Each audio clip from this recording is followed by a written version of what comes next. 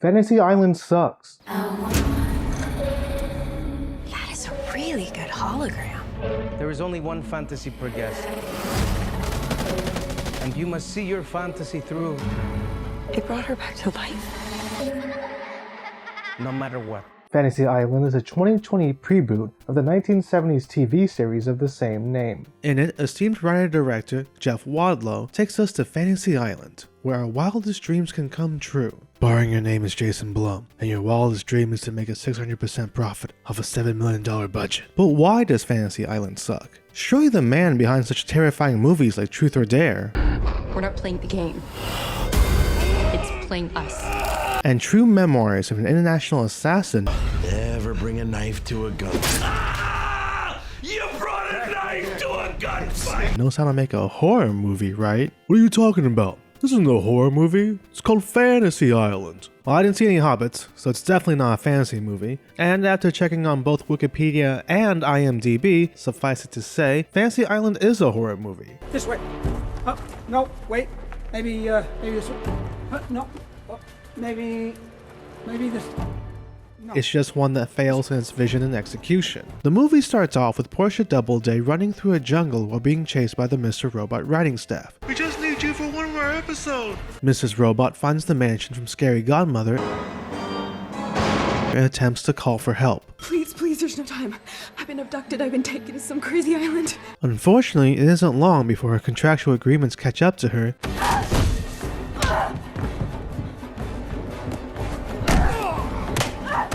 and the title card catches up to this movie. With the tone properly established, we are then introduced to our colorful cast of characters. And I say characters because these aren't people. They're characters. We have Melanie, an actress from the director's last movie. Marky's constantly cheating on Lucas. There's Patrick, who is a late 2000s video game protagonist. I'm Commander Shepard, and this is my favorite store on the Citadel. After that is Gwen, who is a woman. A businesswoman? And lastly, we have stepbrothers Brax and JD, our comedy relief, but now in two new exciting flavors, East Asian and Caucasian. You guys high-five a lot? Oh, dog. Time, baby. The gang are then joined by the welcome party, which includes Julia Welcome to Fantasy Island. and the scraggly, gross, unkempt Vaker that, oh my god, that's Michael Rooker. That's just Michael Rooker.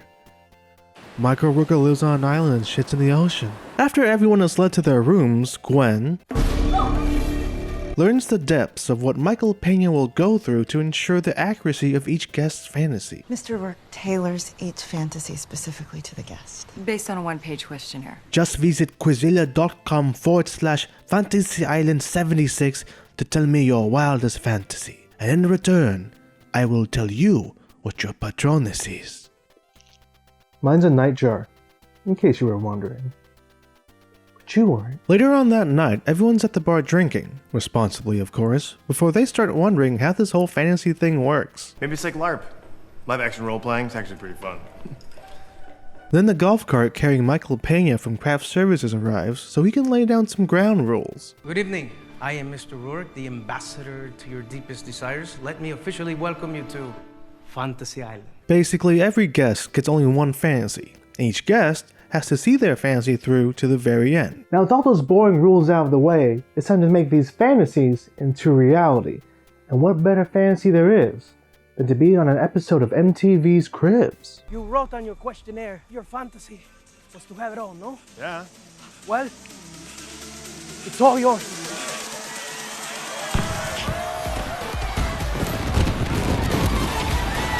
Don't forget what I told you about my baby brother Brax. Told him you're gay. Wow, this questionnaire is more fleshed out than I thought. My fantasy is to have it all. Women, booze, etc. And it'd be totes awesome if my Asian stepbrother was there. But only if he was actually there, and not a dream component of the fantasy. And on the off chance that he is there, let it be known that he loves Bulge and Bud in that order. Man, what they put in this weed? More weed? After a crazy night of laying pipe, the two brothers take a moment to catch up on their coital capers.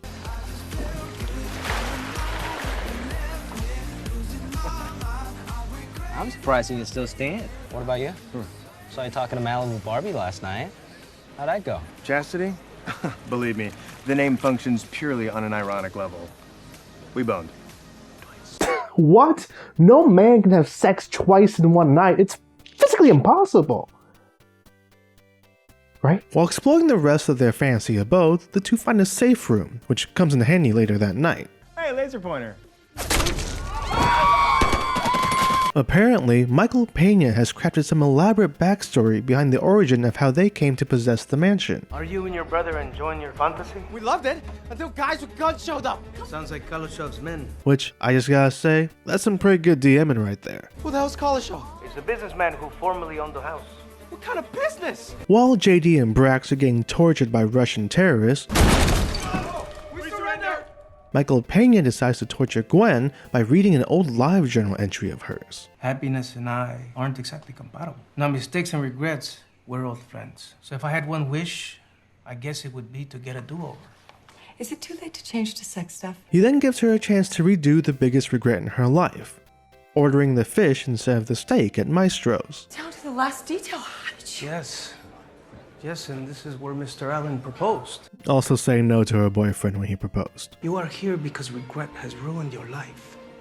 Do not make this another moment you will regret. The next day, not only did Gwen say yes to that dress, but 5 years have passed and she now has a daughter. What? I don't remember including in the questionnaire my zeal for the Adam Sandler movie Click. Excuse me? The island has great powers. And though she has a loving husband and beautiful daughter, it isn't long before the novelty wears off. I want a new fantasy. You see, Gwen's biggest regret wasn't saying no to Alan, but instead letting her neighbor Nick die in a fire she caused. 6 years ago, there was an accident.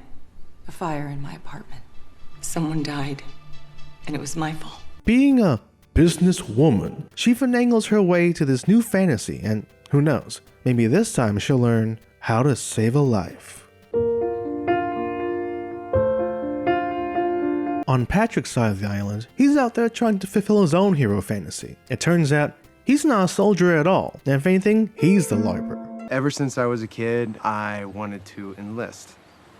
But my mom made me promise that I wouldn't. So I became a cop. Figured I'd do some good, see some action. But you didn't? Well, there was an incident. Got stuck behind a desk. After slipping into something more comfortable, a squad of soldiers shows up and captures him. Ah, so the P in POW stands for Patrick. The soldiers then take him back to their lieutenant, who turns out to be his dead dad. I said that I wanted to be a soldier, but I guess what I really wanted was to see you again. Forget subtext, that was just plain old text. Apparently, the island sent Patrick to the day before his father embarked on a life-threatening mission, and after telling him this, the father promptly bails. This is a mistake, and it is one that you are going to regret for the rest of your life. Somebody died, and I could have stopped it, so trust me.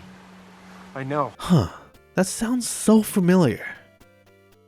Oh well. Off to Melanie. Dr. Torture, he told me to write letters to classmates that I wanted to connect with. And one day, Sloan, my tormentor, stole the letters and then plastered them all over the cafeteria. I was branded psycho stalker freak for life. I just want to feel what it's like to be on the other end. While other characters are dealing with heady concepts like regret and survivor's guilt, Melanie just wants straight up revenge. Here we go. No way. That is a really good hologram. And lo and behold, who is her bully but Sloan from earlier? A variety of buttons for a variety of revenge. Enjoy. With the target of her malice directly in front of her now, Melanie starts off light. Let's have some fun. An electric shock here, an ass load of toilet water there, and oh yeah, posting proof of Sloane's infidelity on her Facebook. Oh shit. Sloane's husband sees this and he's like, man, first my team's losing, and now I'm being cheated on? This is the worst birthday ever.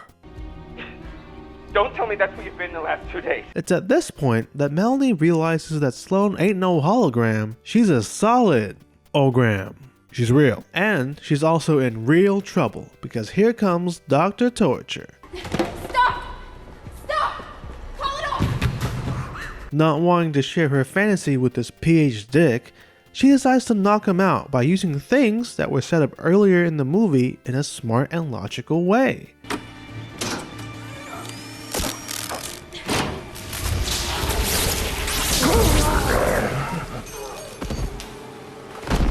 Don't get used to that. With the MD KO'd, Melanie breaks Sloane out so they both can escape. When confronted about who she is, Melanie does the smart thing and lies. Still trying to process this. You and I were kidnapped by the same person? But before Sloane can really get to the bottom of it, Dr. Torture decides to make a house call. Unfortunately for him, this house has Michael Rooker in it. He's like a vagrant. And he's squatting in the house. And it's a house call. And he stabs him. With Dr. Torture's medical license now replaced with a death certificate, one Merle, two Muffs head into a spooky cave, where they find the heart of the island's magic, a crystal that reflects the viewer's fantasies back at them. You've heard of the Mirror of Erised? Well, meet the Crystal of Yasadnev. It's now time for Michael Rooker's exposition dump, in which he is a private investigator that was paid to find out what was happening on the island. I saw my daughter who I'd lost years ago. It was beautiful. But then it got all twisted. Became a nightmare. Now he wants Melanie to use her guest privilege, which grants her phone access to call a private pilot near the island to come and pick them up so that he can leak the story to the public that Michael Peña's magic fantasy island works via a crystal tainting the surrounding water, turning it black, and causing the fantasy of the person drinking it to come true. Then the crystal reveals it was Melanie's fault that Sloane's on the island? I don't know. You're the psycho stalker girl. After this revelation, the trio are making their way back to the hotel when Dr. Torture pops back up. Lucky for you guys, I am out of doctor puns. Unlucky for Michael Rooker, he is out of screen time.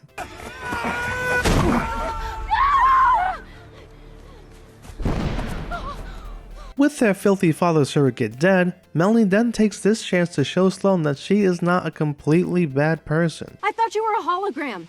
And here is the proof that I saved you. See? How did you figure out it was actually me? When your real husband answered the phone, Wait.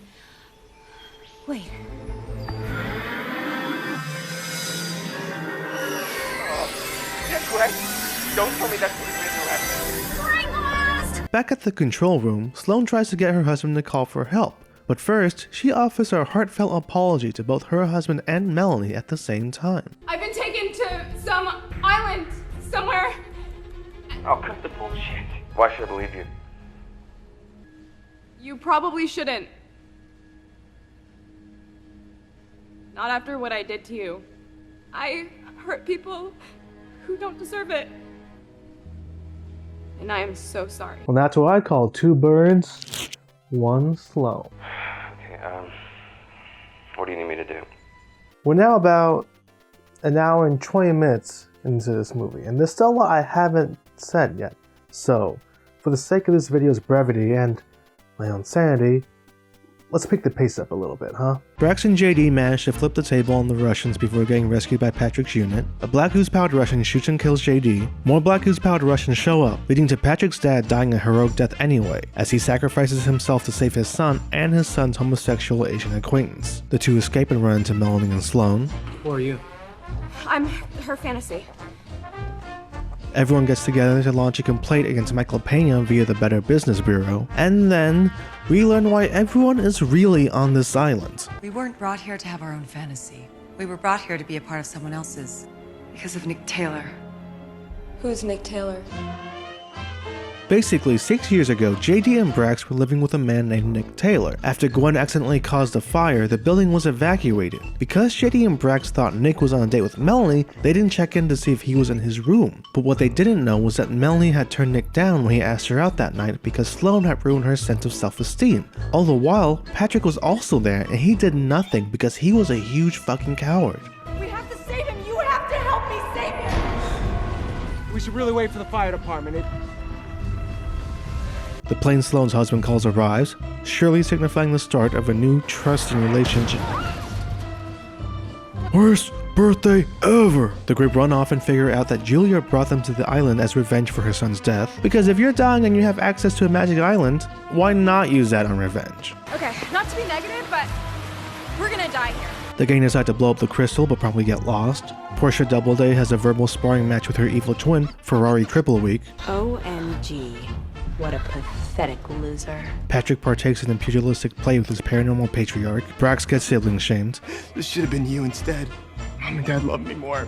Gwen sees some Oedipus type shit before Nick shows up, and oh my god, he was the ghost all along. Let the others go. Do you hear me, Julia? Who's Julia? That's cool. I don't call my mom by her first name either. Then Patrick gets stabbed by Melanie and... Wait a second. Melanie. Melatonin. Dr. Torture. Dr. Sleep. You dream when you sleep. Dreams are unconscious fantasies. As soon as I saw this place, I knew I had to bring everyone here where there's no escape from my fantasy. Your fantasy? That's right. This was all Melanie's doing. We made plans to see each other again that night.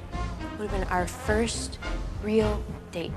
And that night, 6 years ago, she didn't stand Nick up. She was just taking a long time picking out a dress. Women and so, instead of wishing for Nick to come back or literally anything else, Melanie uses her fantasy to attempt to kill everyone she blamed for Nick's death. Holy shit, she went out with him one time?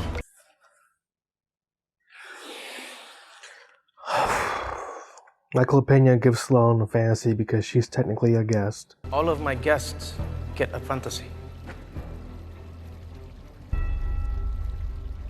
So if you drink the water, you get one. She then uses her fantasy to save all of them and get rid of Melanie. Then Brax uses his fantasy to bring back his brother on the stipulation that he can't ever leave the island. Excuse me? We can't leave yet. Brax isn't on the plane. Yeah. I don't think he's coming. That's the movie. Lost a bet to get the dumbest ink ever. Of what?